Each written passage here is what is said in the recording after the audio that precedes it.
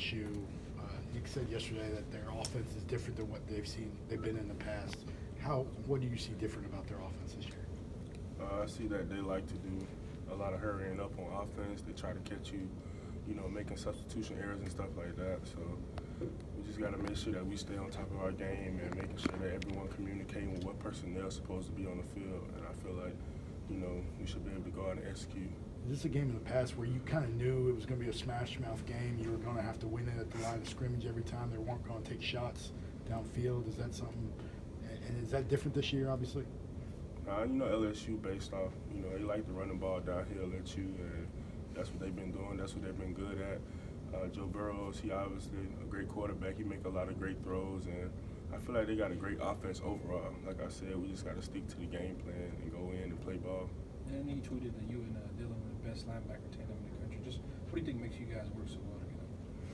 I feel like with him being young and me kind of being older, and with me being able to experience, playing behind Ruben and Sean Dion, it's a lot of stuff that I can, tell him, and it's a lot of stuff that we can work on together. So I feel like it's just like we got a connection to where I feel like if I'm slacking at something, he gonna pick me up. If he's slacking, I'm gonna pick him up. And I feel like we the best in the country. How you seen him sort of deal with going from a phenom as an 8th grader to coming here and actually being a productive player? I've always known, Dylan to be a great athlete. Just growing up, seeing him get offers in junior high and stuff like that. So I kind of knew he had the potential. He was a running back, of course. Then he transferred over to linebacker, and the sky was the limit for him after that. I feel like that was the position that he needed to be playing with, the type of physicality he have and the type of, instincts he have with football. So I feel like that was a great move for him. He seems like a supremely intelligent guy, especially on the field. And were you surprised how quickly he kind of picked things up, here and was able to translate it on the field? I can say yeah, but in a sense I can say no, because coming in as a freshman, everybody want to play fast, everybody want to play quick, but nobody want to put the work in or learning the plays and being up here for hours trying to get to know, the system. And I feel like Dylan did a great job of that, but he also knew that he was the next guy up, so he had to go through those things. He had to go through those long nights, to understand the playbook, because like I said, we was, low on depth, and the next guy up was him, so he had to learn it. You feel completely comfortable in your leadership role now, making the calls on the field, just getting everybody in position? Yeah, I've always felt comfortable. There's probably been some things where teams came out in, crazy formations, and I was kind of cautious of what check I should make or something like that. So I try to make sure we all on the same page and that we, execute the play that I do call. You mentioned before communication, that Missouri game and things like that. Where do you feel like that's been since then, the communication part of it?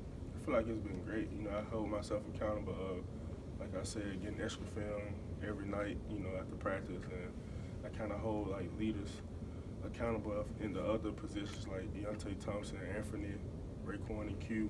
They are Q Williams on the D line, so I feel like with those guys getting the extra film, it'll make it easier for them to communicate to the other guys on what to expect and stuff like that.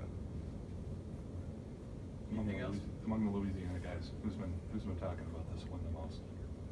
On our team? Yeah. Dylan. Dylan, he ready to smash somebody. That's where he from, so he fired up. Is this, you're obviously from this state, the Iron Bowl is obviously a big rivalry y'all look forward to every year. Is this a game that the players that do come from Louisiana, that they get fired up for? You can tell this is a different week for them maybe? I can say, yeah, because, they from Louisiana, and I'll be fired up for the Iron Bowl. I'm from Alabama, but, that's not something that we go by because, every Saturday we get a chance to play a different team. Everybody should be fired up no matter what team is it, no matter where they're from and stuff like that. So, I feel like depending on who we playing, some people may take it more personal. So, that's about it. Does it mean anything more to you considering the injury that you had last year? Who, Dylan? You. Me? Yeah, I was thinking about that Sunday. I think our game had came back on TV from last year, and I just remember me getting hurt that game, and it was kind of heartbroken to me because I felt like I was gonna have a good game or whatever. But you know, me going into this game, you know, injury free, I feel like, you know, just being the leader of the defense, I'll be able to make an impact and make sure everybody on my team make impacts too. What kind of precautions do you take now with that injury? I mean, as far as like even the foot gear and how you tape up your foot, I guess maybe even before practice? I just think about not trying to get hurt. Like, I feel like if I play fast and physical, I play injury free.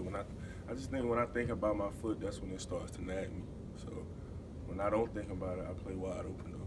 But do you do anything like, you know, I guess before practices to kind of Calm it down? Well, or not calm it down, or just make sure that it's protected and.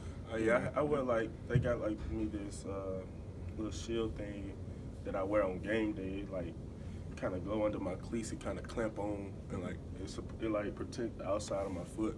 And then at practice I put like an Evo shield over it, so that like if I get stepped on or anything, Evo shield real hard, so I wouldn't feel it or nothing like that. But it definitely, you know, I have to, like at night I have to ice it though, because sometimes it be aching and stuff like that. Did you change your cleats at all by any chance? Yeah, I had to change them Mm-hmm. to like some more like D-lineman type cleats, like wider length. Okay, thanks, Matt. Appreciate it.